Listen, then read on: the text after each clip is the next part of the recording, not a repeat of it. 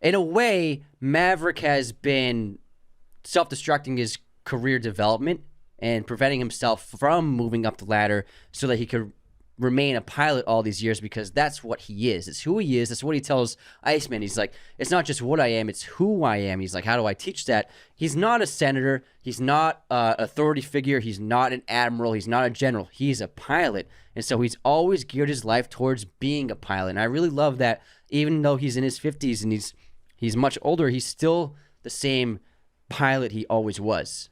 He doesn't want to be anything else.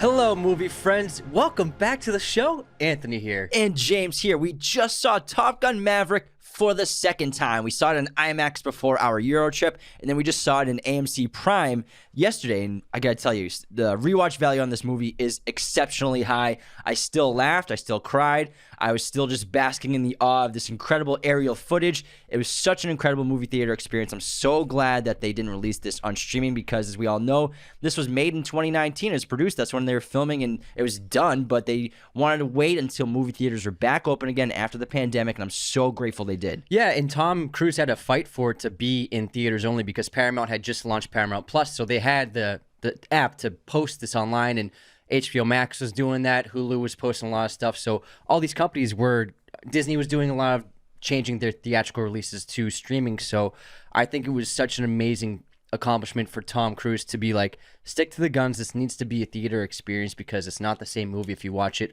on a laptop or in your living room. Not even close. Not even close. And I gotta say, seeing this in IMAX, I was so happy and elated, blown away. It really is a perfect movie. It's definitely one of the greatest action movies of the century. It's pitch perfect, and it's not just this high octane action, the amazing flight sequences. The screenplay is really good. The actors, even the newcomers, did a fantastic job.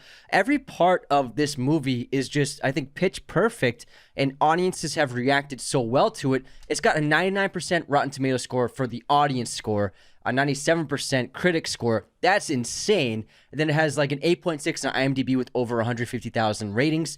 And audiences, the cinema score was an A+. Audiences are just reacting to this in an amazing way, and I think it's something different that we've been seeing for the last few years. We've been seeing a lot of Star Wars, a lot of superheroes, a lot of those kinds of movies, which we love as well. But to see something that's just like more visceral, in-camera action, something that doesn't involve any kind of super beings or superpowers, just, people who do amazing things. And I think this movie is a great testament to the love that these people who made this film have for the brave servicemen and women who put their lives on the line to protect us, who sacrifice themselves. They'll be ready at the moment's call tomorrow. If the call is given to them, they will be out there to defend us, and I think this movie does an amazing job of celebrating them. And on a budget of $170 million, this movie is still raking in the dough. It's at about $750 million worldwide, but for example, it just pulled in $50 million in its third weekend just in North America, so it's still making a ton of money. And this movie is obviously made for American audiences. It's very patriotic, but obviously it's doing super well across the world as well, and again, it's just pulling in so much money, and it didn't see that large decrease that a lot of these big budget CGI fest movies have been having. They have a huge drop after their second weekend in terms of box office. They'll drop 60 to 70% in the second weekend, but this dropped, I think, 30% only in its second weekend, which is insane. It's Tom Cruise's biggest movie, most successful movie of all time, which is crazy to say because he's had some huge, immense hits. I mean, Mission Impossible Fallout was a huge success as well, but to say at the age 60, he's still the biggest movie star on the planet, making the biggest movies of his career and the most successful movies of his career right now. Yeah, because he's never had a movie he's never had, even the Mission Impossible franchise, they're not box office weekend juggernauts. They do well, but they'll do 60 to 70 mil tops opening weekend, and he nearly doubled that with this film. And so to see that he still has such a great pull on audiences, and I think audiences, like you said, it's kind of like a celebration of America and American armed forces as well, and servicemen and women. And I think that audiences have been craving something like that, something that's not super political, something that's not like trying to do something else, that's just a bare bones celebration of the people who defend us. And I think audiences have been looking for this kind of movie for a long time. We haven't seen that. It doesn't have any ulterior motives. It's just a straight action film to celebrate these men and women. It just shows you that these are the kinds of movies people still want to see. We still want to see practical, large, big budget action films that are done in camera. Obviously, CGI is great, and we get to see all sorts of great stories and films and characters. But I think CGI works best to enhance practical filmmaking, which obviously this movie has CGI in it. We're not going to say this movie is completely practical, but all the flights, all the people, all the actors in the cockpits, they're really in these jets being flown. They're not actually flying. They're just in the back seat of these jets. Someone else is flying. However, Tom Cruise, he doesn't fly any of the fighter jets, but he does fly that P-51 propeller jet at the end of the film, which is actually his real life plane. And they used, the real F-18s and the real F-14. But what's really cool the F-14, those don't really exist anymore. So they actually use the F-18, but digitally enhance it to look like the F-14. Okay, that's interesting. Interesting. But what's really cool about how the practical filmmaking worked was because the cameras are put into the cockpit, and they would have. What's really cool is these new IMAX cameras. They're 6K. But the reason why they were able to put these lenses into the cockpits was because the lens on this particular camera, it can detach from the actual camera body. And so they put the camera bodies inside the empty space part of the engines of the jets. There was some space inside. So they put the camera bodies in there, and then through the wiring, they were able to wire the lenses into the cockpit. And so there would be, I think, 5 lenses in the cockpit for each actor, and it would be like a few different angles and different length of lenses. And that gave them, I think, 5 or 6 shots to use continuously. So that's how they're able to fit multiple cameras into the cockpit. It wasn't actually the cameras in the cockpit, 'cause it was the lenses attached to the camera bodies, which were in the engines. And what this does is, like, Kaczynski was able to slap on this really wide lens, and because the actor's not moving around too much, they're not getting warped, which happens with wide-angle lenses if you put them too close to an actor's face. They're just sitting in the cockpit seat, so they're just center frame, so it looks fine. And what's really cool is since it's such a wide-angle lens, you can see the rest of the jet. You can see the wings on either side of the frame. And if you watch this movie again and you look closely at the wings, you can see them actually warping and moving. And these are the imperfections and idiosyncrasies that happen with actual flight, where if they're hitting several Gs, the wings are going to move around a little bit. It's part of the design of the plane. They have to absorb the energy. And that's something that, like, those little idiosyncrasies are things that if it was done digitally with CGI, I don't think animators or even the director would have been aware of. Like, the wings would slightly move a little bit when you're hitting this many Gs. It would probably look a little too perfect, a little too clean, and just wouldn't really feel right. And I think that the fact that they barely even color corrected the footage, it just feels like you're there on site with the actors. It reminds me a lot. They filmed it very similarly as the helicopter chase in Mission Impossible Fallout. It felt a lot like that, but just it felt like you were in the cockpits of these fighter jets. Because you were. Yeah, and not even Dunkirk pulled that off. And that, like, those cockpits were tiny. They couldn't fit cameras in them. Too many cameras in them. But I think what Kaczynski and Tom Cruise in their DP pulled off had never really been done before in any way. And filmmaking had been leading up to something like this, and it wasn't really possible. But I think that what they pulled off with this film really sets the stage for what you can do practically, and even CGI can't even pull off what these practical cameras. There's otherlostpodcast.com. It's right there on the homepage. Thanks so much for tuning in around the world. Be sure to follow, subscribe, hit the notification bells wherever you're listening. Leave those 5-star reviews. Now let's get back into Top Gun Maverick. Let's hear these facts. So the cinematography was done by Claudio Miranda, and I just want to apologize. I have a bit of a sore throat, so bear with me from all the traveling we were doing.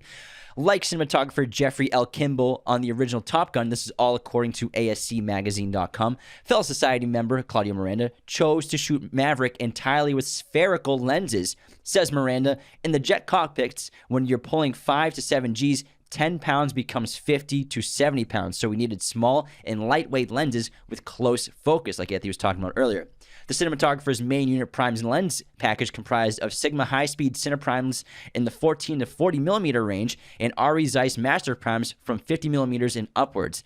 Miranda generally shot in 6K full frame, and they were using the Sony Vegas the Sony Venice cameras. I'm sorry, Sony Venice cameras, with exceptions including sequences captured with lenses that didn't cover the full Venice sensor and framed for 2:39:1 and IMAX 1:9:1. The main unit also carried a set of 3 Fujifilm Fujinon Premier lenses from 18mm to 400mm and the company's Premista 28 to 100mm T9 zoom lenses, and also 15 to 200mm lenses from Zeiss compact zooms. So lots of just wide-angle lenses, like Anthony's talking about, for these spherical sensors for inside the cockpit. They also mounted cameras not on the wings of the planes, because if you mount a camera or a lens on the wing of the plane, you cannot get the full function and aerobatic capabilities of the plane because it alters the balance of the aircraft. So they actually mounted the cameras on the bodies below and on top of the planes to get the incredible aerial footage. And also, the main flight coordinator and pilot of the aerial sequences of this film, his name was... what's his name? Something La Rosa. Give me 1 second. Kevin La Rosa and also Kevin La Rosa Sr., so father and son flying duo. They flew the jets, as well as La Rosa Sr. flew a helicopter alongside the planes to get these great static camera angles and shots of the planes that are flying. Otherwise, you can't get these perfect angles cinematography-wise if the camera's just mounted on planes. So there's actually helicopters flying alongside the planes as well. And what really works so well with these flight sequences, especially when they're flying low level, when they're flying only a couple 100 feet or even 100 feet above the ground, you see the landscapes moving past them so quickly, and you know it's not fake, it's not CGI, it's real. And seeing these small hills and small mountain ranges, the valleys, just speed past the actors, and it's all in the same frame. You have the actor, whether it be like Phoenix or Fanboy, and they're just in the center of the cockpit, and then the mountains and the hills and the grass is just blowing past them in the same frame. I had never seen anything like that before, ever in a movie. Because Tom Cruise's one stipulation for doing this sequel was they're going to do it all in camera, not CGI. They're going to do it in the cockpits, and it took them a while to figure it out. And that's why it's so breathtaking. Never seen anything like this in your entire life. And all the pilots, all the actors, they're in these cockpits. And again, Tom didn't fly the jets. He flew the propeller plane, the P-51, which he actually owns. We see that in the opening. Great ending, too. Yeah, I love it. We have him in the hangar in the opening. That's his actual plane. Then him flying Penny at the end of the film, where actually Jennifer Connelly didn't know that they were going to go flying. She thought it was just going to be like an end scene where they get in the cockpit. And Tom's like, all right, we're going to fly up and do some spins. She's like, all right, let's go. But the actors actually had a lot of responsibility inside the cockpits of these planes, because if you're thinking about it, they're acting these scenes out in these fighter jets, thousands of feet in the air, going several hundred miles per hour, and the director, Joseph Kosinski, and the filmmakers, they're on the ground. They're not in these planes with them. So the actors actually, who are playing the pilots, not only had to film themselves turning the camera on and off, they also had to touch up their own makeup, adjust their lighting, and handle their own sound. The director, Joseph Kosinski, had to wait on the ground for hours sometimes for the actors to come back with the footage. Adjustments would be made after viewing the footage, and the actors would have to go back up for another take. So the actors were kind of like one man, one woman film crews inside the cockpits themselves. It's really impressive, and they all did a great job. This young cast was really fantastic, and I think Miles Teller, especially with this role as Rooster, I think it seems to be the most important role of his career so far. I think it can really catapult him into big-time stardom. He's a movie star, but I feel like over the last 5 years or so, he's done a couple of TV shows, and he's kind of I think, teetered down a little bit. I think it's because he didn't do La La Land. Yeah, in La La Land, he didn't do that, and I think that his star power definitely diminished. He did the Paramount TV show, the Godfather TV show, and he also did a TV show with Nicholas Winding Refn. So he's been working in great projects with great filmmakers. But I think in terms of audience recognition and star power, he's kind of lost that. And it seems like Top Gun Maverick might be the big catalyst to him breaking out again in a huge way. I'm really curious to see how his career will move forward after this, because he was really terrific as Rooster. I think he and Tom had a lot of chemistry together, especially in that third act. He did an excellent job in the role. And the rest of the young cast were really terrific together. It has a lot of the Top Gun things that you need in the Top Gun movie. The rivalries, the asshole cocky guy who wants to, he's like the Iceman role. Actually, if you think about it, he's Maverick. Yeah, he's Maverick. Yeah. So he's Maverick is, from the perspective objectively, and the first one is a total dick. Yeah, exactly. He is the Maverick character.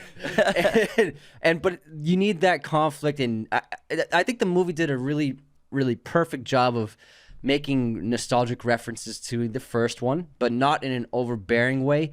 in very subtle ways. We've seen it a lot with these legacy sequels of soft reboots, long-term sequels. In fact, in the Jurassic World Dominion, there are a bunch of these, and it didn't work for me too much. Yeah. They were just a little too obvious and a little too much like exact replicas of previous scenes from the other films. But this movie, you have a lot of the great references, but they're done really well. Like, obviously, the opening scene when you hear Danger Zone, and it's a montage of what these crews do on the carriers and what the pilots do. It's a really terrific... really terrific montage of seeing what the life is like for these people who work in this world. And then, obviously, Penny... Jennifer Connelly's character is a reference to Penny, the Admiral's daughter, in the first Top Gun.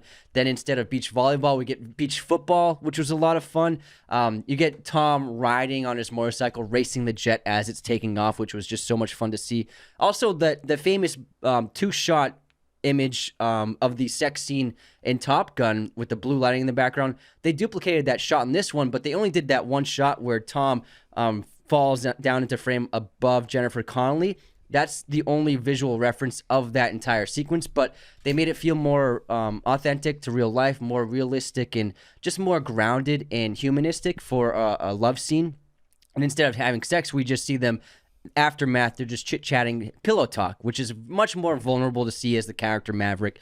Also, we get the Great Balls of Fire song played by Rooster. The students encountering the instructor the night before at a bar, whereas Maverick encountered his instructor by hitting on her in the first Top Gun. And in this one, the students toss Maverick out of the bar, not knowing that they're going to be their instructor the next day.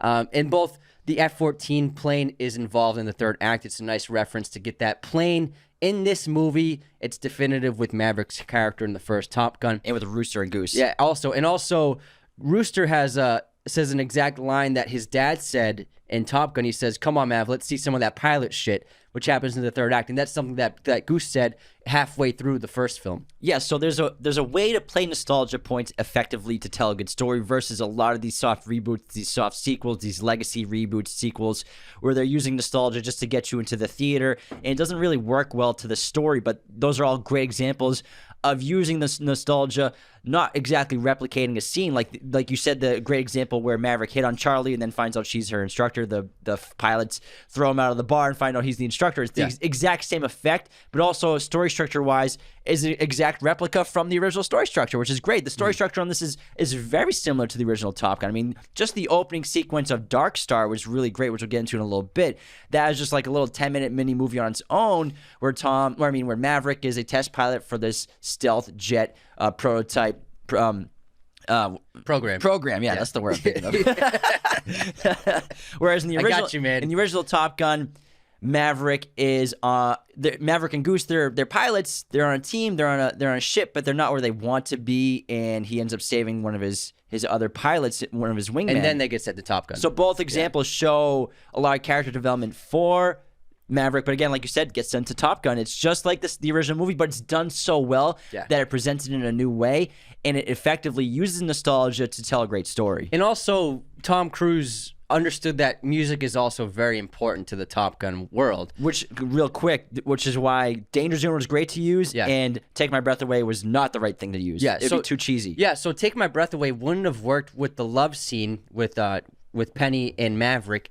It wouldn't have fit the tone of this new movie, because what I loved about the film is it's like showing that, I think it's the first movie where you really felt like Tom Cruise is getting old. You know what I mean? He's accepting his fate. Yeah, he's showing that, he's the old guy in town. He keeps getting called Gramps and Pops. And also his character, who has been this guy who has avoided commitment his entire career and in his personal life. And he's been, we learn pretty quickly that him and Penny have been off and on for years. Like, just, he's always been afraid of commitment. And I think that a lot of people were criticizing the film for not casting the same actress to play Charlie in this film, but it doesn't suit the character of Maverick, because he's a person who's always been afraid of commitment, and they showed that very quickly in this film, that he's been avoiding commitment and avoiding being in a long-term relationship. So he's just probably been bouncing around from woman to woman all of his life, and then he's finally in this film growing as a human being and learning that he needs to fulfill his life, not just from being a pilot, but also from finding a partner as well, and a companion, a real life wingman and he finds that in Penny. And I love the end of the film where he embraces that and realizes I need to have another life outside of flying, and Penny is an answer to that. And Penny Marshall, I think the romance between her and Maverick is a lot more, I think, believable and interesting than Charlie in the last film, because the Charlie in the last film, it's a little cheesy sometimes, but that's why I love this movie. And it doesn't age super well sometimes. This movie is better than the original in every single way, and it also, what it did was it stripped away every bit of cheesiness, which I love from the original 1986 Top Gun. It's an 80s movie. Cheesiness is part of the DNA and what makes it so rewatchable and fun and great. But what this movie did was they grounded the story. They took away every single bit of cheesiness and made it so grounded and kind of believable and realistic. Obviously, the believability of like what happens in the movie. It's a movie. Like if you eject from a jet going 700 miles per hour, you're probably going to break a couple bones when you're landing. You know, it's not that. It's not. You're going 700 miles per hour plus. So he does it twice and he walks away like no problem. Especially the other one's going 10 G's.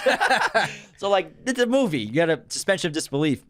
But I think because they grounded the characters so well, and I really liked how, you know, they casted actors their right age. You know, Jennifer Connelly's 51. Tom Cruise is 60, and he's supposed to be like 55 in this movie because it's about 30 years since the last movie. They filmed it when he was 57. Yeah, exactly. So. And then also Jennifer Connelly, she's I feel age appropriate. Age appropriate for this role, because I feel like another studio, another lead actor running the show here, or another director, they might have cast someone like an actress in their 30s, like cliche Hollywood does, but we have actors in the right age in the roles to show the difference in where you are in your life, because we have these young hotshot pilots coming in, as well as the older Maverick captain who is just kind of, I have to accept my fate. Is it time to let things go? And also, you can even look at Mission Impossible, where Rebecca Ferguson's character, Ilsa, is the love interest for Tom, and she's 36, something like that. 20 years younger than him, maybe even younger than that. So that's an example of also she's not quite age appropriate, but it's nice to see, because it's always difficult for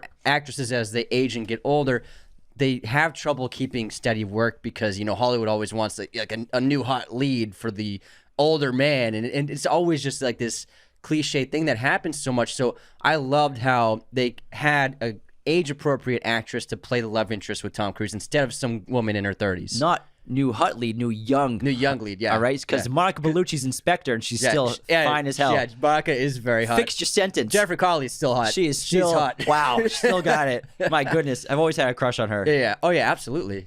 Ever since what's it called? Requiem for a Dream. That was the first thing I saw her in. So I think, and I also think Jennifer Connelly's really great in this role. She's so fun. She's a great counter. So charming. She's a great counter to Maverick, because she doesn't need Maverick in her life. You know, she's got a family. She's bought a bar. She has this daughter. She's from, her father's an admiral, so she's basically part of the Navy. She teaches Maverick how to sail on that boat. And she's like, "Aren't you in the Navy?" He's I land on boats.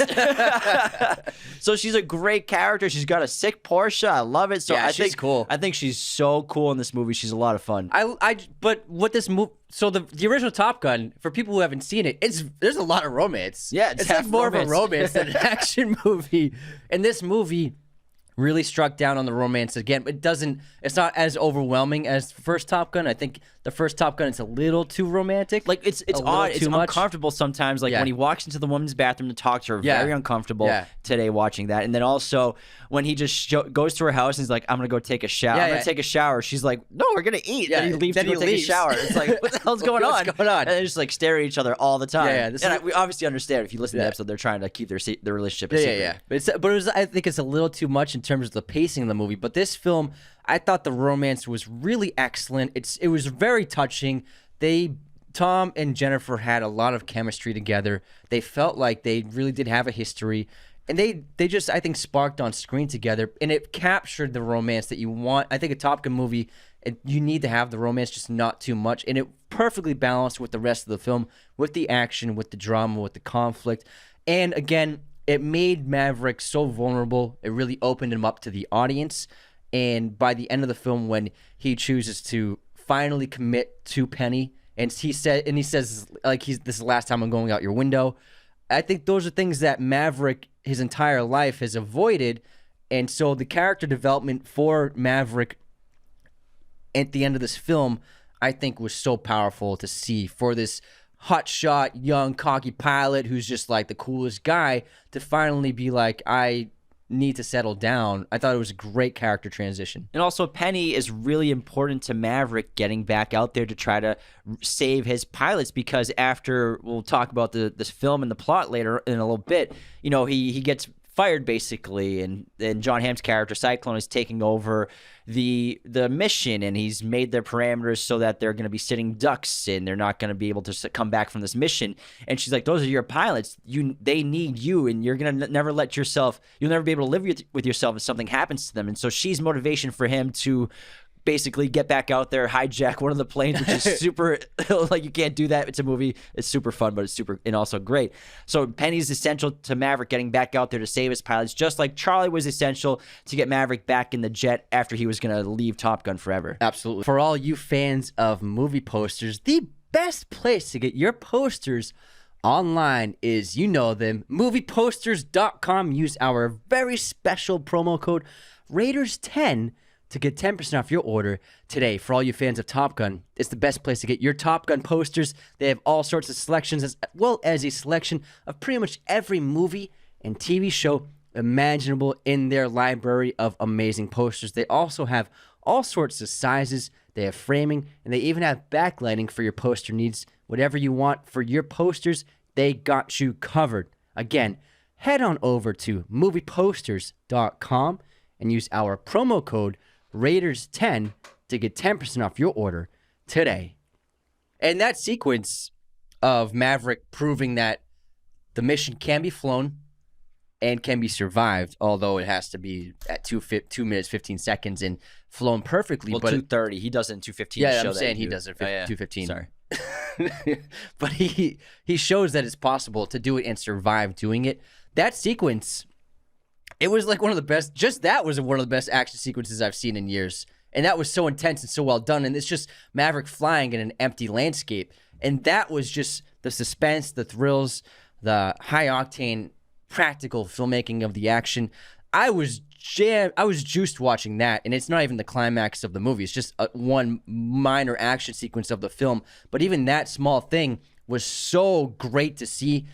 Lack of CGI, so much practicality, and just classical filmmaking. Very simple filmmaking, too. And what this movie does so well is it builds suspense, but it also shows the real threat that these pilots have going on this mission. The first half of this movie is so fun. The pilots are cocky. Yeah. They're like, oh, we're the best pilots in the world. Who's going to instruct us how to fly and everything like that? And then the second half of the film, it's not until, you know, like you said, Maverick takes control of that jet, the F-18, when he's not supposed to prove that the mission can be done.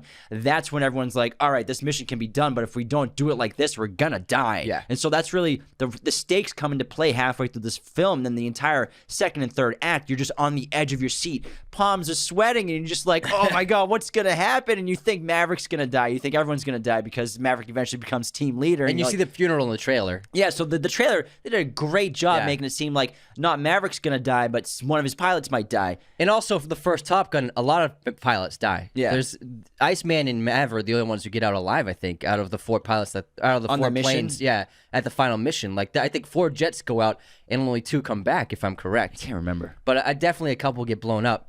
And so I walked in this movie thinking that one of these pilots was going to die.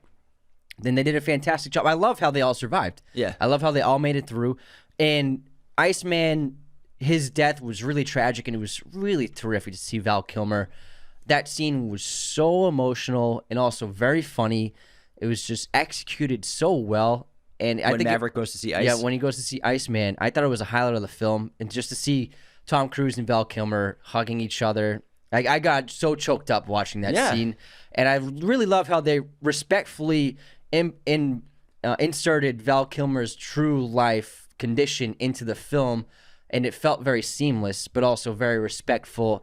And I was so happy to see him involved. And also, it was so smart that having Iceman and Maverick having a great relationship is why he's brought to Top Gun. Like I was watching the trailer and thinking about how the film would work. Like, how is he going to get sent back to Top Gun? What's going to be the driving catalyst to get him there? Iceman, it makes total sense. His old friend, now a commander, is ordering him to be there. Now it totally works. And not only that we learn that Iceman, because they have such a great relationship and Iceman trusts Maverick with his life, that he's been his guardian angel, as Kane says. I don't know what, like, your guardian angel's like here again. He's like, I can't fire you. You won't die. You're going back to Top Gun. Yeah. So Iceman's been his guardian angel. Whenever Maverick gets into trouble, Iceman is there to bail him out, to get him back in the plane, because he knows how important Maverick is to the Navy, despite the fact that the rest of the Navy thinks that Maverick is too old. He's a dinosaur. He's a relic from a past world. They don't need him. They don't want him. He's still a wild card. And actually, Val Kilmer's voice, he can't speak in real life, but the film used an artificial intelligence program called Sonantic to create a voice for Val Kilmer from his previous works, and it essentially learned how to mimic Cal Kilmer. He essentially learned how to mimic Kilmer's voice, including the iconic way that he himself talks. The revelation that Kilmer used voice AI came during a New York Post interview with his daughter, Mercedes Kilmer. In the interview, she explained how they dubbed the voice AI over Kilmer's acting to bring his scenes to life. They were able to dub him with his own voice, which is amazing. And that AI platform literally just got bought by Spotify. I thought that it was his real voice. Me too. The first time I saw it, I always it worked. thought that he lost his voice. Then I saw the movie. I'm like, oh, maybe he can say a few words, but it was actually AI. Yeah, I was really impressed because I read that article after I saw the film, and I was like, wow, that really, like, I felt like that was really him speaking in the scene. So they did an excellent job with the sound there, and just to have him, like, their dialogue together, it was great, where he's like, who's the better pilot? And then Maverick's like, it was a nice moment. Let's not ruin it. But I love how much they respect each other and how great friends they are after the great rivalry they had in the original film, and now they're just best buds. Yeah, and John Hamm did a really terrific job. He's basically the antagonist of the movie. For most of the film, he's always butting heads with Maverick. I think he did an excellent job as the antagonist. Yes, he doesn't want Maverick there, and he's kind of been, his hands are tied because Iceman has ordered Maverick to be the teacher here. Also, Cyclone's a former pilot as well. He was top of his class at Top Gun. And I think that John Hamm did a great job as a conflicting character with Maverick. Their back and forths are really great tension-building moments for the film.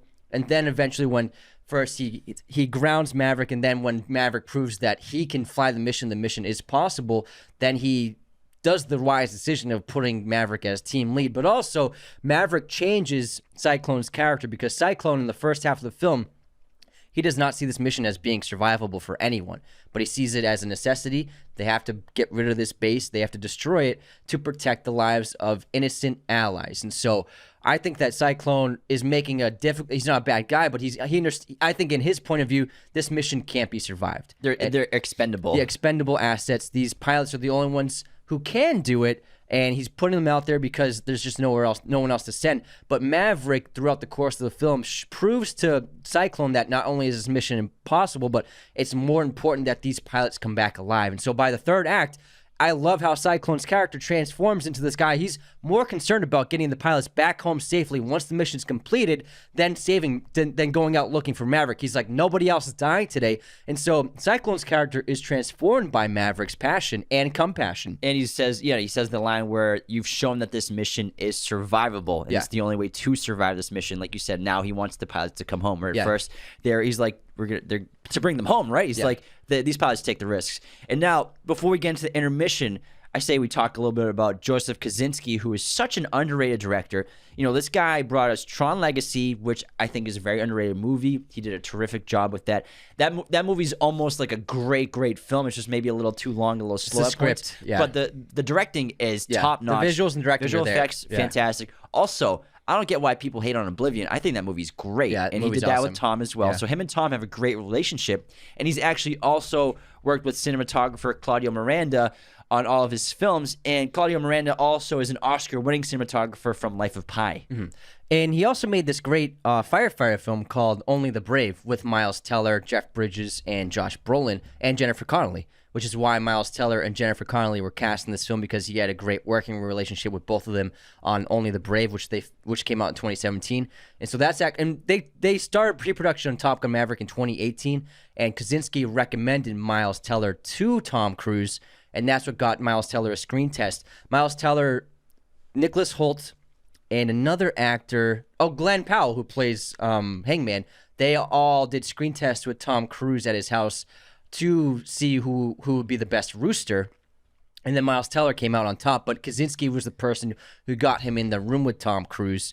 And poor Nicholas Hoult, it seems like he misses out on every big role. He's like second in every everything. huge role. I He feel was second to the Batman from Robert Pattinson, second probably to this, second to Bond. Yeah, second to no, it's Henry Cavill. Oh, sorry, Cavill. Yeah, But he's been second in a lot of I've stuff. read that there are other things that he's been second to, and just barely like huge roles that make him a superstar. Yeah, so I'm sure he'll get something eventually, but I feel bad for the guy because I think he's a great actor, but he seems to just like not get to the final stage of all these great roles. But Miles Teller, I think, was pitch perfect. Yeah, and also the music was done by our boy Hans Zimmer, as well as his former protege Lorne Balfe, Harold Faltermeyer, who made the original score and themes to the film, and also Lady Gaga worked on the music as well and made a song for the film. Yeah, so Zimmer and Harold, they did a lot of the score together, and I love that Lady Gaga got her first composing credit because there are people who hate on Hans Zimmer. And like he gets help from so many people for making his scores, and people call him more of a producer than a composer, which I think is, you don't really know what goes on behind the scenes, but I've heard that a lot from people. But he always gives credit when credit is due. And Lady Gaga's song "Hold My Hand," which Lorne Balfe produced. Lorne Balfe was the producer of all the music and the score of the film, and so he was involved in every aspect of the music, of all of the music. And so Lady Gaga's song "Hold My Hand" inspired Lorne Balfe and Hans Zimmer to throw those themes into the film, and so all of the romantic, heartfelt themes that you hear in the score, they were based on Lady Gaga's song, and also I think all the piano cues, those great little minor chords, that was Lady Gaga's inclusion to the score, and so Lady Gaga was actually working with Hans on crafting a lot of the emotional heartbeat moments of the film, and it works so well. And then it all sets all these great romantic and heartfelt themes. They set the stage for when you finally hear Lady Gaga's song at the end of the film. It just comes full circle, and it just gave me goosebumps, and it worked so well for the finale of the movie, the last 2 minutes, and it was so incredible and profound, and it was a perfect capping to the movie. Perfect capping. Perfect You're right. capping. You can hear the themes throughout all the other tracks, and especially the romantic and somber moments. And it actually plays during the movie. Did you pick up on where it plays? The song "Hold My Hand" plays? Yeah. I'm gonna guess. During one of the bar scenes. Yeah, it's at the bar scene where he shows up and the daughter is there. It's playing like on the speakers of the bar. Got it. Like low volume, but it's there in the background is Okay. the Lady Gaga song. Nice. So good catch. Yeah, thanks, man. Seen it twice, Also, besides cinematography, production, the sound design of this movie is out of this world good. It really should win, I think, every sound award category there could be. I mean, obviously it won't be nominated for Best Picture, even though it should. I think it's best movie in the last 2 years, maybe not better than Dune. Oh man. Yeah, sorry. Best movie of the year. I liked it. Yeah, I think it's the best movie of the year so far. I think it is too. 100%. And the sound design is exceptional. So we saw it in IMAX the first time. It was one of my all-time favorite movie theater experiences. I don't remember having that much fun in a theater. We were fist pumping, we were smiling ear to ear the whole time. I clapped a bunch of times. I was like, "Oh yeah!" I was like, "Yeah!" I said it like 6 times, and I was just so happy watching this movie both times. When Maverick got saved, I was like, "Yeah!" The immersive nature of not just the cinematography, but also the sound design really puts you in the cockpit, and it's an experience I've never had before in a theater. And I still have trouble describing what it was like the first time because we had amazing seats at the headquarters theater, and that theater is insanely good. The sound there, it's like the best sounding IMAX theater there is because that's where they mix their movies. Because the room itself is a little smaller than an average theater for IMAX, but the screen is still massive. Absolutely massive. And it just it sounds great in every seat, I think. Yeah, but that's where they mix IMAX versions of movies, and so the first experience was absolutely incredible. We were smiling ear from ear the whole time. It was insane. And then even we saw it again yesterday because it's out of IMAX because Jurassic World Dominion took everything over in IMAX for the screens. We saw it in also Dolby. We saw it in AMC Prime, which is similar to Dolby in terms of like the recliners that you get in the big screen. However, the sound's not as good as Dolby, but you do get like a lot of reverberation and shaking in your seats from subwoofers, which is really cool. But both times is an incredible experience. But the sound really immerses you into this film, makes you feel like you're in the cockpit with these pilots. It's sensational. The production of this movie is one of the best in the last couple of years. Easy. When you hear the F-18's engine fire up. You're like, oh my God, this is insane. Let's head on into our intermission, James. How's that sound to you? Let's do it. Let's start with the movie quote competition. You ready? Oh, I'm ready. It's been a while. I'll go first. 60 years ago, Earth was attacked. We won the war, but they destroyed half the planet. Everyone's been evacuated. Nothing human remains. We're here for drone repair. We're the mop-up crew. Oblivion? Yeah. Oh, nice. I forgot that they said it was aliens that attacked the planet. Okay. Sometimes I think I have felt everything I'm ever gonna feel. And from here on out, I'm not gonna feel anything new. Just lesser versions of what I've already felt. It's one of my favorite movies. I figured you would get it. Her. So good. Movie pop quiz. Movie release year. Movie release year. Let's go. When did In the Name of the Father come out? 1987. 93. Damn. Darn it.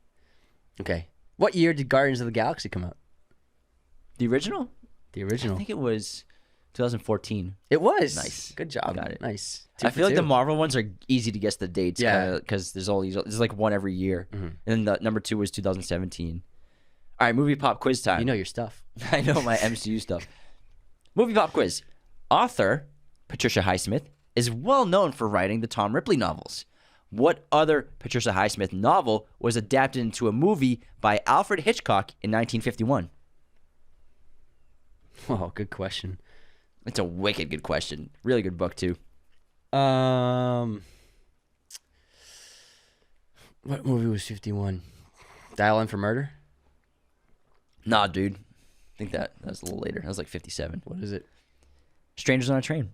Oh, nice. Really great book. Really great movie. I didn't know she wrote that. Yeah, she wrote a bunch of great movies. Books. Wow. Okay, here's my quiz question. What James McAvoy film did Chris Pratt appear in as a minor role early in his career? This is good. Good question. I'll give everyone a moment. Are you going to be 3 for 3? Yes, because I'm so wanted. Hey, good sense. one. He plays the office bully, and He's just sleeping with his girlfriend, yes, too. and then he whacks him in the face with the keyboard, and it's like the slow motion. He drinks like energy drinks and stuff, too. Yeah. Gotta start somewhere. Our Godfather shout out for today is our friend Josiah. What's up, Josiah? Josiah! Thank you so much for being a Godfather patron. He has chosen Wrath of Man, Oh, yeah. as well as other heist movies for his Godfather Patreon review.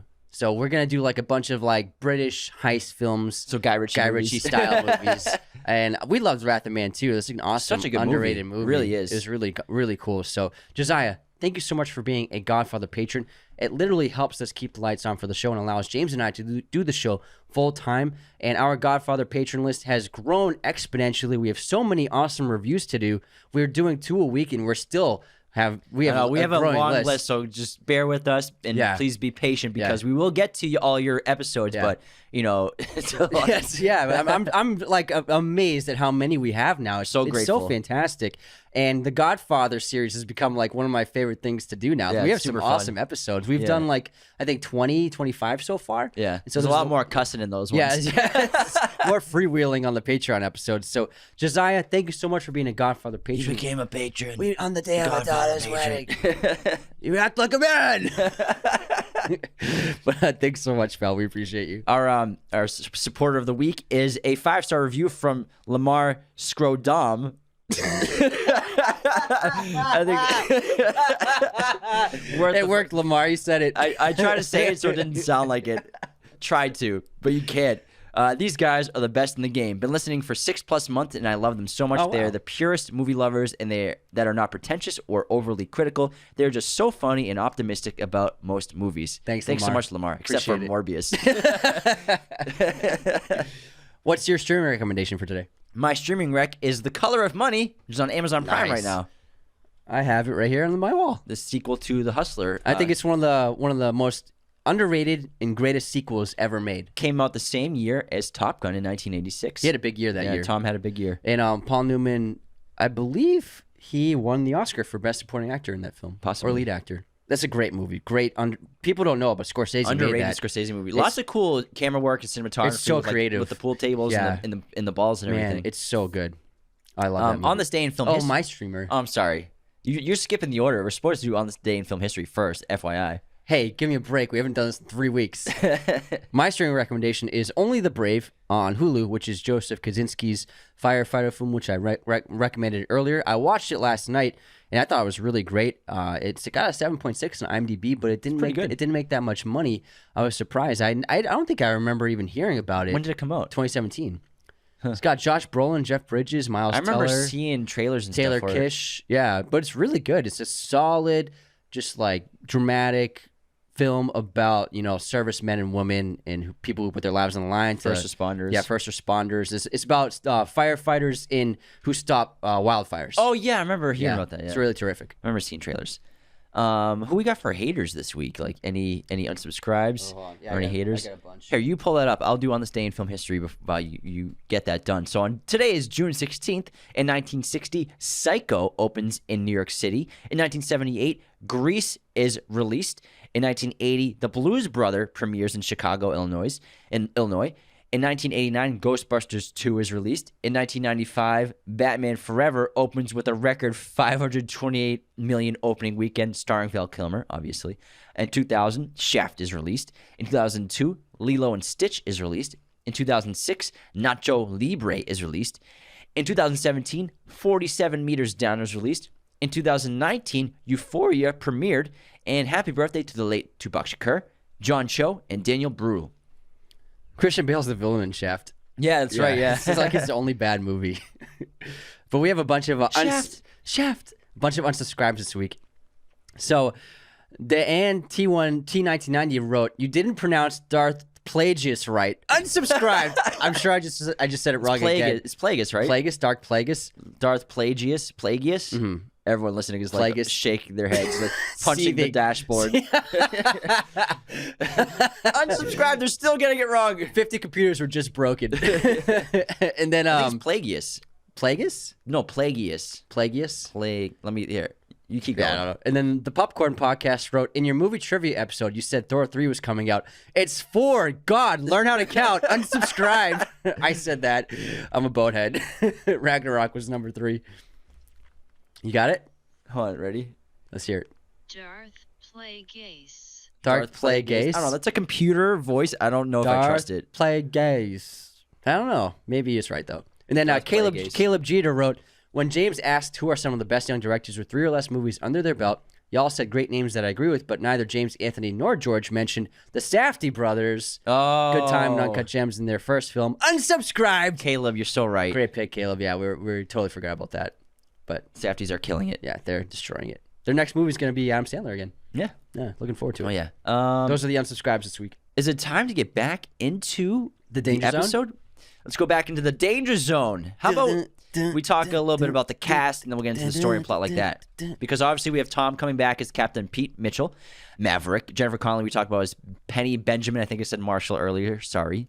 Miles Teller plays Rooster, a.k.a. Lieutenant Bradley Bradshaw, who is the son of Goose from the original Top Gun. Val Kilmer is back as Iceman, Admiral Tom Kaczynski, who is commander of the fleet. And then we also have some other great characters. I think Hondo is a great character. He was great, yeah. He's kind of like the actor did an awesome played by job. Bashir Salahuddin. He is kind of Maverick's like right-hand man. Wherever he goes, Hondo's there with him. John Hamm, like Anthony said, is Cyclone, who is the air boss. Charles Parnell plays Warlock, who's a great counter to Admiral Cyclone. They're called Orders Maverick. Warlock believes in Maverick, and I think Warlock is just waiting for Maverick to get the chance and always thought Maverick should have been on the mission and should be the team leader. Yeah, because before the mission, when he says goodbye to Maverick, when Maverick's about to be lifted up onto the carrier, he's like, "You're where you belong." You're where you belong. Where you belong. I was like, oh my God, this gave me goosebumps. It was great. Monica Barbaro as Phoenix, another hotshot young pilot. Lewis Pullman is Bob, super funny, kind of dorky guy. We actually read an interview with an actual pilot who's talked about the realistic nature of the film. Obviously, most of it's wrong, but he said like Bob is the most accurate because those dudes in the back seaters are always like dorky guys like Bob. Yeah. So he said that was actually realistic. The techies, yeah. That's actually Bill Pullman's son. Is it really? Yeah, Bill Pullman's Oh, son. snap. Yeah. He was also in that Amazon show. Yeah, he was in Outer Range. That's crazy. I had no idea. Yeah. He kind of And ironically, Bill Pullman flew an F-14 at the end of Independence Day. It's pretty crazy. Jay Ellis plays Payback, another young pilot. Then we have Danny Ramirez as Fanboy, Glenn Powell as Hangman, so many other young cast members as well. Let's see, we have Coyote played by Greg Tarzan Davis. And basically these young pilots make up this new crew. Then Maverick's there. He's supposed to train these pilots on this mission. And the mission is they have to destroy this uranium enrichment facility, which is in violation of NATO peace treaties. And we don't know what country it is. You can make some assumptions for yourself. They just call it the enemy, which is obviously, I think, the smart thing to do is to not like pick a country of where this is. Yeah, they did the same thing in the first film. Yeah, they didn't name a country. It was a little more ambiguous here though, because the other one's like the black logo with the red star, so you can kind of make assumptions. But this one's just kind of just the enemy.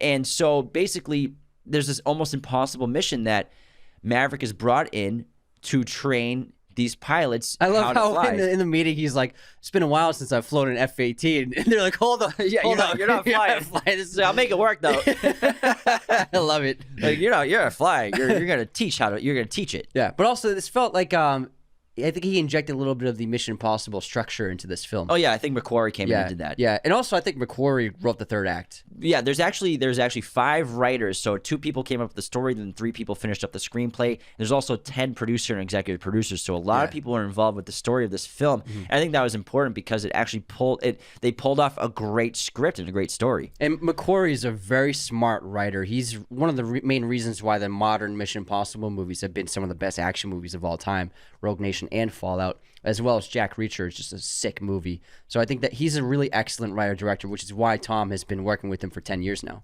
And so Maverick is coming in to teach all these hotshots how to dogfight, basically. And he's basically stripping everything down. He's like, you've been told you're the best pilots on the planet your entire careers. Let's just pretend like you know nothing now because you don't know anything. This mission is going to be like unlike anything you've ever flown before. Because all of their previous work has just been flying from high elevation and dropping a missile or a bomb with no dogfighting at all. So, and a Hangman's the only one with a kill, but still, he has very little experience with dogfighting. Yeah, and Cyclone is kind of that belief that like we don't have to go too serious about this. We can do this from a safer way and more efficient. And whereas we understand why Iceman brought Maverick back is because we need someone like Maverick to teach these tactics to be able to bring these pilots home rather than just achieving the mission. And I really like the Rooster-Maverick relationship because walking into the film, I was under the assumption that Rooster would be mad at Maverick about and blame him for Goose's death from the first film. But that wasn't at all, because then I was like, I don't know if that seems like plausible because Maverick was proven innocent in that case.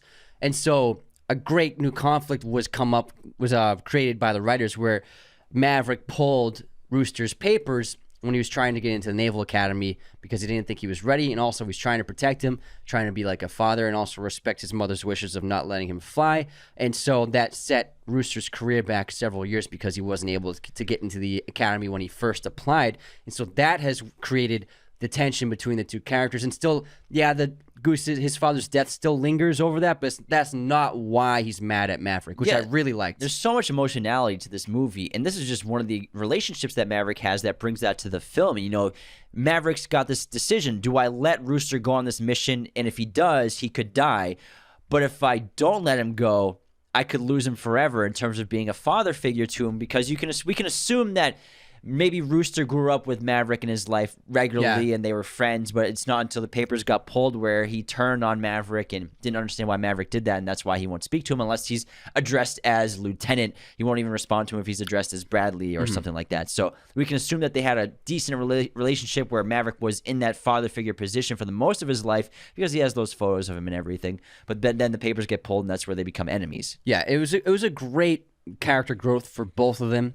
And then by the time the final mission was upon them, you could tell that Rooster had forgiven him and wanted to say he was sorry and accept him again. But then Maverick, rather than talking about that like we're about to die and this our final words together, he's like, we'll talk about it when we get back. I thought it was a great moment. And to stay on the emotionality, I cried 4 times when I watched this movie the first time, and it's so effective. And there's this great sequence in the first act of this movie after Maverick leaves Darkstar and he shows up to the bar, and we have this great sequence where he runs into Penny, but then we also get character introductions of the new pilots, And we also get Bradley there. The obviously there's a dynamic there where Maverick is not welcome in Bradley's life because he's trying to hide that he's there.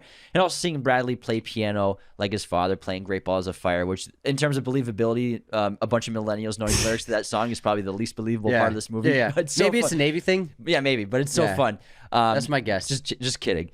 But this sequence, it's like 10, 15 minutes long, but it's so important to set the story for the characters going forward for the rest of the film. And they actually, I think they nailed it. They knocked it out of the park. You're introducing 10 characters in 5 minutes. Exactly. They did a great job with it. They really did. And so you get a perspective of every character, not only Maverick, where he's at right now in terms of he's changed but not completely changed. He still has work to do in terms of who he is and accepting his fate for going forward. We get a characterization of Penny right away. She's super cool, super fun, but also, pushing Maverick away because she doesn't want to get hurt again. We get introduced to Bradshaw, who's just like his father, Goose. Dresses the same, looks the same mustache. It's really great. But also we get introduced to Phoenix and Bob and Payback and Hangman. We get the introduction of Hangman being this big hotshot Maverick kind of character. He's not like Iceman. He's more like Maverick than anybody. He's the one in the meetings looking back at everyone, which is what Maverick was doing. So I think when Iceman was worried that if he flew with Maverick as his wingman, he's going to be put at risk in the first film. Yeah. And everyone's worried about flying with Hangman. Yeah, but then also Hangman's worried about flying with Rooster because he flies too slow. So it's a great sequence where they're playing pool, introducing us to everybody. Bob's super funny, and he's the backseater for Phoenix. Phoenix is really cool, and I think that they just did such an incredible job with the scene. And then we get when Bradley is playing Great Balls of Fire on the piano, and he gets kicked out because his card got declined.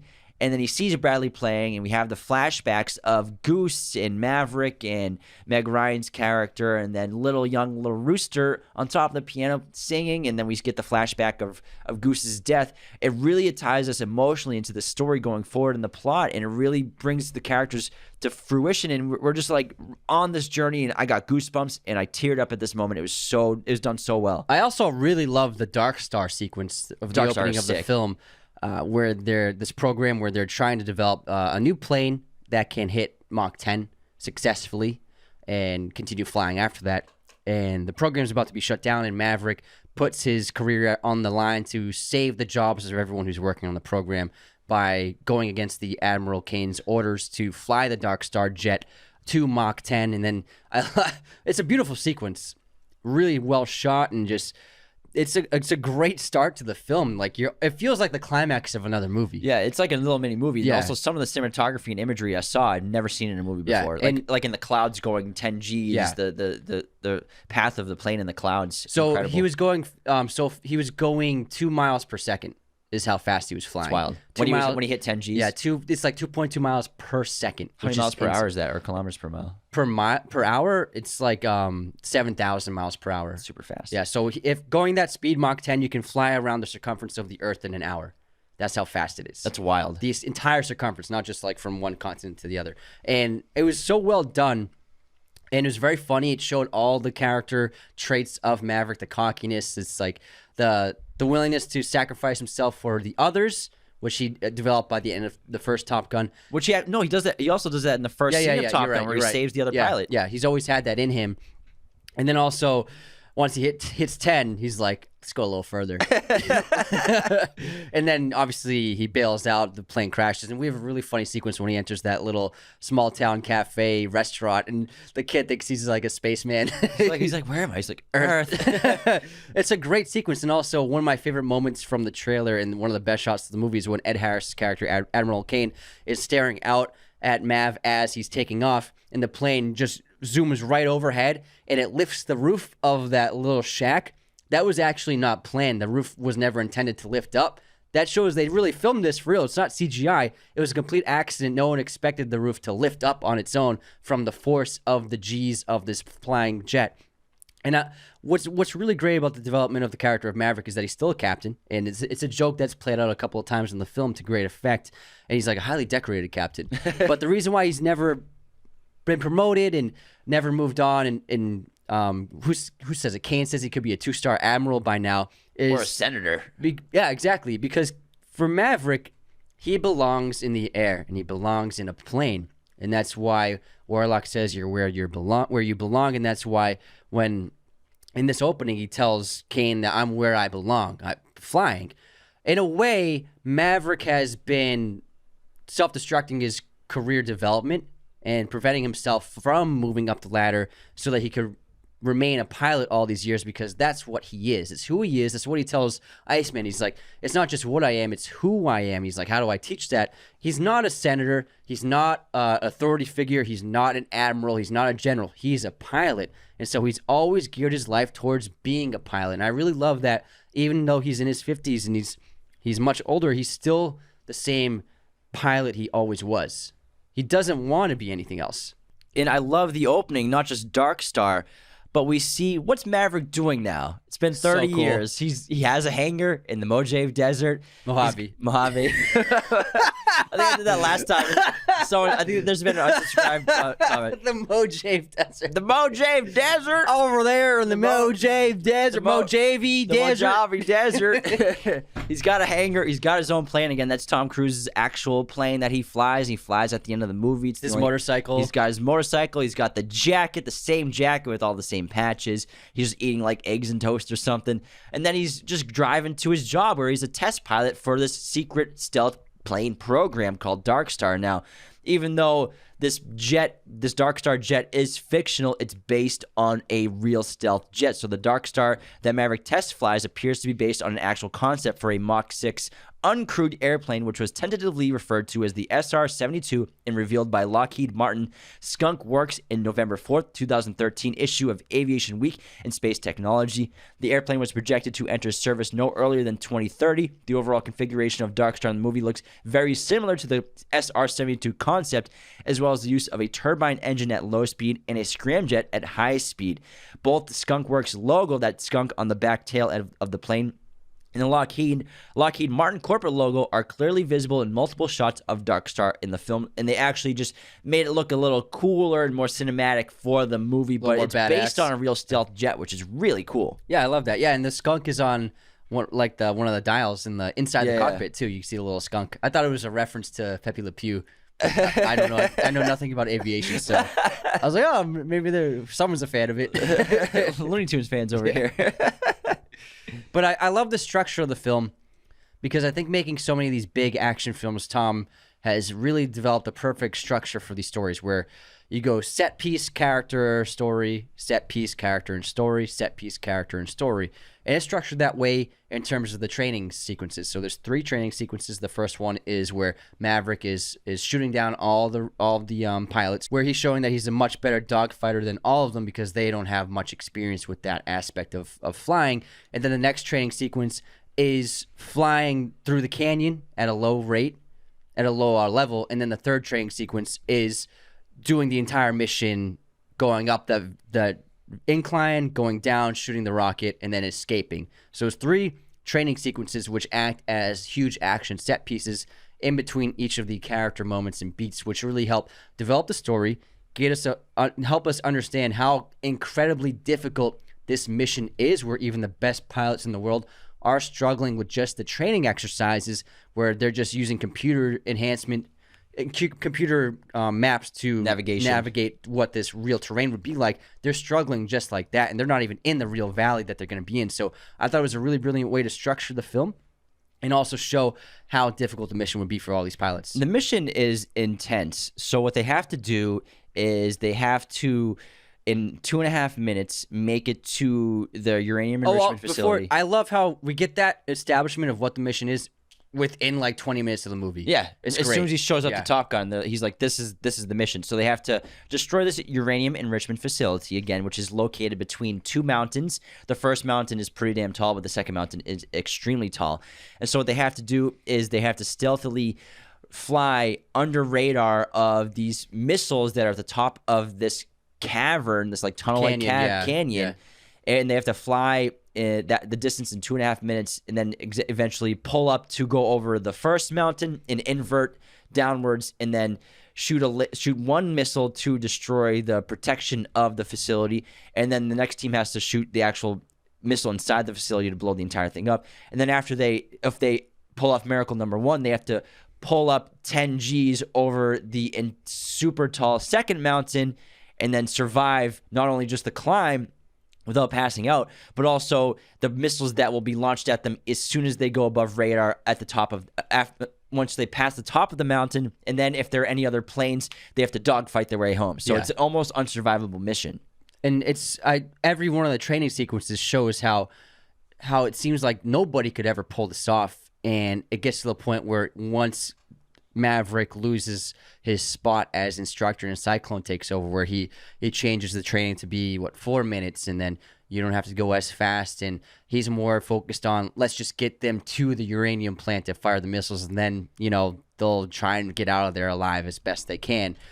And that's when Maverick has to prove that this can be done.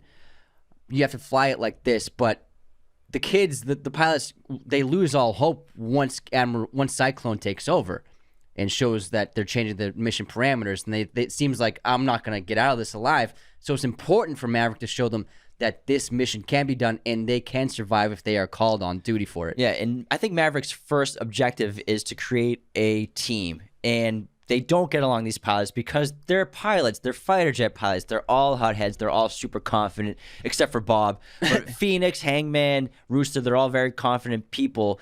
Hangman's the most cocky, of course, and he's probably the most difficult to work with. Even though he might be the most talented of all the pilots, he's the most dangerous. He's kind of like what Maverick used to be, a little more hot-headed. But, the dynamic between, I think, Rooster, Hangman, and Phoenix is really great for the story. And I think specifically between Rooster and Hangman, where they have a past, Hangman, Rooster tells him the only thing Hangman will lead you to is an early grave, whereas Hangman's like, the only place that Rooster will lead you to is to running out of fuel. Mm-hmm. So they both have character flaws where Rooster's like waiting on something. He's just waiting for something to click so that he can push himself forward to succeed and achieve the goals he's trying to make, whereas Hangman is too arrogant. He doesn't care about his team. He's called Hangman because, as Phoenix tells us, he'll hang you out to dry and will leave as a wingman. Yeah, Hangman wants to just be the one that gets the kill and succeeds and wants the glory. And Rooster, you could say, his father's death while flying has probably caused him to be more conservative than he needs to be. I think he's like, we have to survive. Even though he's the only person who makes it to the target, he still would have been killed. Yeah, so I think that his father's death is what makes him a more cautious and hesitant flyer. But he's very wise because he understands that, in which Maverick understands later on when they're in the dogfight against the 5th generation fighters in the F-14, that Rooster tells him there's another way to fly this mission, and it's about the pilot, not the plane. Exactly. Which eventually comes true when Maverick is going against the 5th generation fighters. They're able to take out 2, but after that, they're just sitting ducks from that one. And there's even more tension built between Rooster and Maverick throughout the story before the mission. But I think what Maverick does super effectively, and it's a great nostalgic moment to the original Top Gun, is they have the beach sequence where they're playing football, offense and defense, both sides against each other, which is he's basically building a team to teach dogfighting, which is really interesting if you're both facing each other playing offense and defense. And then just to see Tom just like laughing with the sunglasses in the sunlight. Dude, it still looks great for 60. It's unbelievable. It's crazy. Yeah. And then I love how Kane shows up. He's like, why are we here? He's like, I'm building a team, asshole. And it was a good song by 21 Pilots. No, One Republic. One Republic. Get your pop music correct. It was a very 21 Pilots originally was they're gonna do it. Yeah, but then Tom Cruise didn't like what they did. I think the song fit perfectly. I think it was really great. Yeah, it was a lot of fun. Yeah, and it's very catchy. It's a really important scene because it builds the team, and even Hangman's become humbled a bit from it as well. And obviously, Maverick proves that the mission can be flown survivably, and he is then chosen by Cyclone, the air boss, to be team leader. Which is kind of, you can tell what Maverick wanted from the beginning anyways. This is why the movie works. This is it. They understood this is Maverick's franchise. All these new legacy sequels and legacy reboots, soft reboots, they're always replacing the beloved characters with a younger cast. But also, there's this weird thing going on where all of these characters that we grew up loving from the originals, in the new films, they are constantly shown to be like dilapidated and like depressing and just like shells of themselves.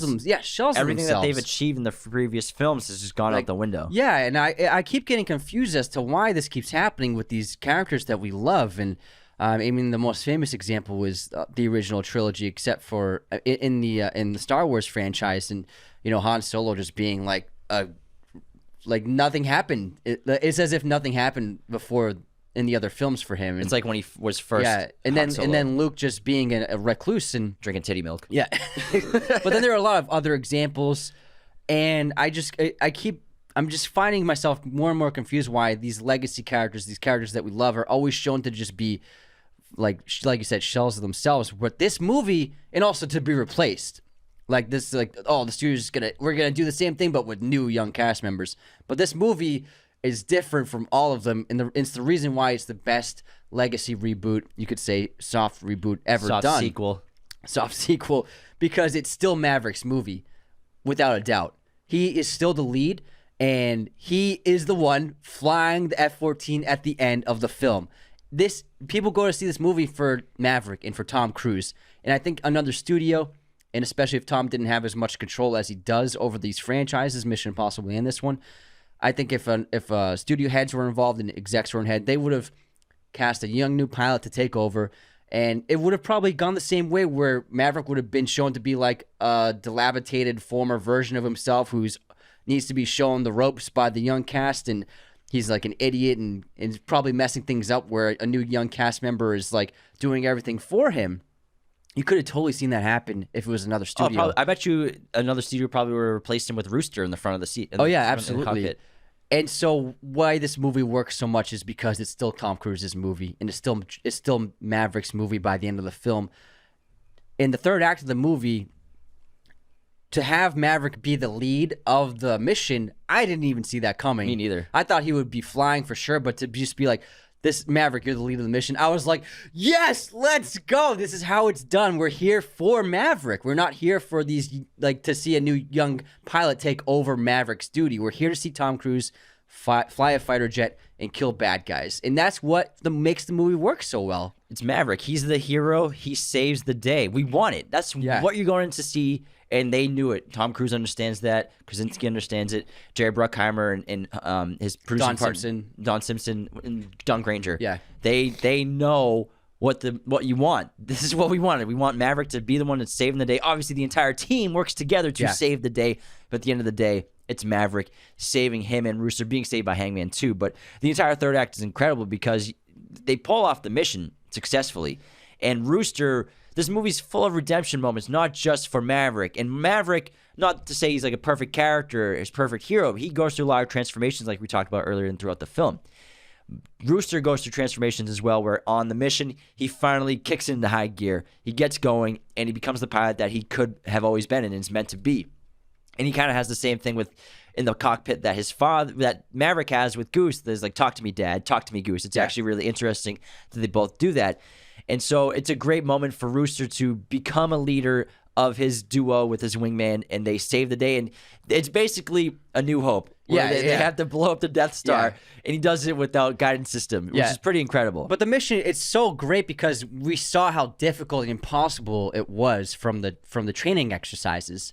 And so even though there's no enemy planes like attacking them while they're doing the mission, just them pulling off the mission seemed like an impossible feat. And so when they accomplished it, it was so overwhelmingly awesome to see. But not just when they accomplished it, which was 5 minutes of tension, it felt like, because it's probably a little more than 2.5 minutes. So well done. But as soon as they successfully achieve the mission, again, they're getting shot by missiles. And now this is the moment during the entire mission where you're actually like, oh, they might die. Someone might not come back from this. Like, hope is kind of lost. They are running out of flares. Rooster runs out of flares. There are more missiles coming after them. And someone might die. I thought someone's going to get blown up.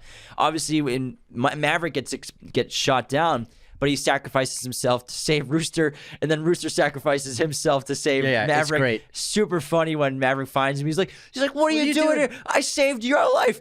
That's the whole point. You told me not to. What were you thinking? You told me not to think. And he's like, all right, good point. But I thought Maverick was dead. Me too. I thought when his jet got cut in half, I was like, oh my god, man. I was like, when it happened, I was like, it suits the movie. Like it makes sense for Maverick to go out saving him. I thought he was gonna die, before the mission, I was like, I think Maverick's going to die in this movie. When he gets announced and chosen as team leader, it's very emotional because he's in his Navy whites and he goes to see Penny. Yeah. And they're looking at the ocean and everything. It was really powerful. I'm like, there's no way Maverick survives this mission. He's going to save the day, but he's probably going to die. I felt like that he was going to die. Yeah. It was really emotional. And sacrificing himself to save Rooster, it seemed like a fitting end for him to do. So I totally believed that he was dead. But then when we don't see the aftermath and see him crashing, I was like, oh, I bet he's still alive. And then when the other pilots are ordered to leave the area, and then it cuts to black, and then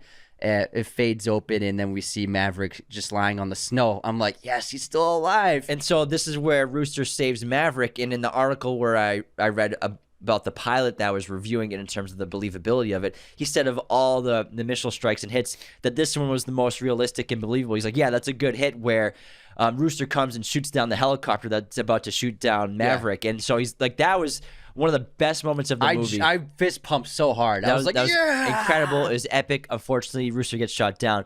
But then it's just movie. They're behind enemy lines. Enemy lines. I was like, running around the forest. When they're in the forest, like looking out on the air pad in the distance, I was like, I can't believe this is happening. This is so amazing. I did not see this coming. It's so unexpected. This is where I think Christopher McQuarrie really came in, because I think so many other writers, they would have ended it with the end of the mission, and that would have been the end of the movie. But McQuarrie's a very creative writer, and the way his third acts are always fantastic. I think my guess is he really wrote this behind enemy lines sequence, which really catapulted this movie into just like god tier action movie territory, because the mission's done and they still need to escape. And because this is Maverick's movie, what are they going to escape in? An F-14 from the original. It was like when they looked in the hangar and there was an F-14 jet, I was like, oh, Maverick's flying that. I immediately said, Maverick's flying that. He's going to kill some bogeys in this. Rooster's going to be in the back, just like like the original. It's so nostalgic. It's nostalgia. It's done so well to enhance the story, and it's funny. So good. It's super funny. And it's thrilling, and they get in the F-14 and they're taking off. This thing's so old. It's like they're meant to be there together in this moment. It seems meant to be. Like it should have been written like this, and it was. And Maverick, being the greatest pilot in the world, basically, and from the advice that he gave Rooster and he gave him, don't think, just do, is able to take down two of these fifth-generation these fighter jets, which they should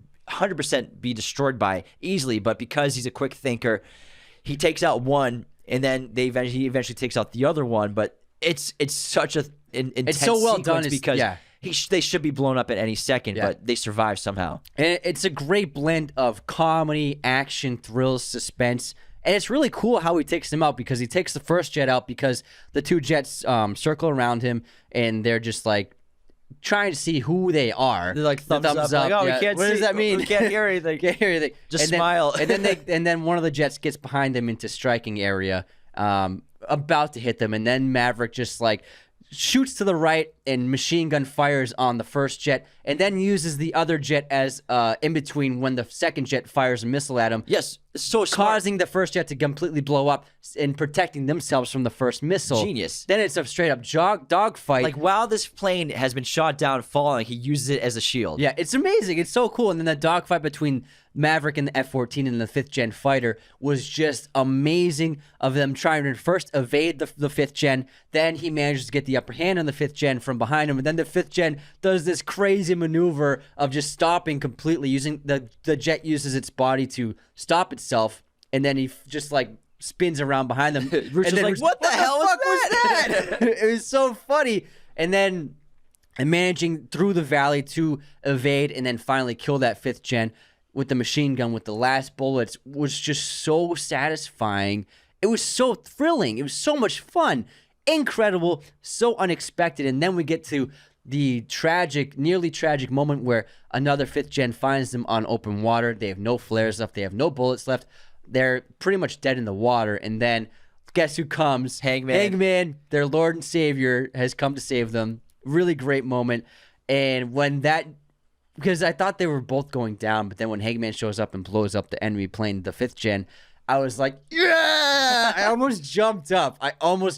In elation. It's great, because as Warlock told us earlier in the film, before the mission, that they no longer have the technological advantage. The enemy has superior jets that will no problem no questions asked, take you down if you are in a dogfight. That's why they have to do this mission in a stealthy way to avoid a dogfight. So unfortunately for them, there are already 2 jets in the air just on a random fly that eventually come after they strike down the airstrip. But man, it was so thrilling, especially when your protagonists are going against insurmountable odds. That just makes the victory so much better. Yeah, it was so perfectly done. And it was one of the best third acts I've seen in a long time. Yeah. It's what really makes the movie is the third act. It's incredible. It's the last 30 minutes of this movie was really unbelievable, so entertaining, so enthralling and fun, well executed, funny. Just like, man, it's so incredible. And the ending's great because Rooster and Maverick are reunited basically, and they respect each other. And we have the same kind of sequence at the end of Top Gun where they're all high-fiving and handshaking and hugging, and some great photos get taken by some dudes on the deck. He adds to his collection.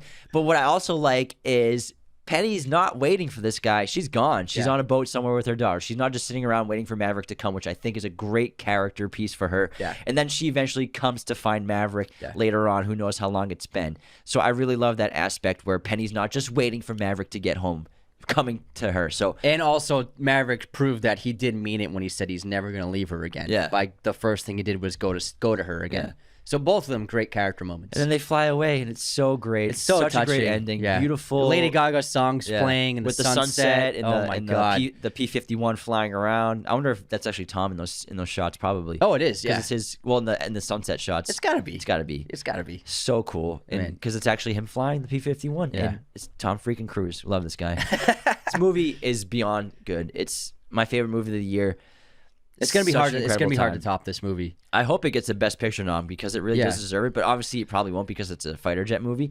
But man, Yeah, I mean, I love the Batman. I love Everything Everywhere All at Once. I love the Northman. But this one is no questions the best movie of the year so far. yeah, I was absolutely both times I saw it just stunned and floored, and so happy when the credits rolled.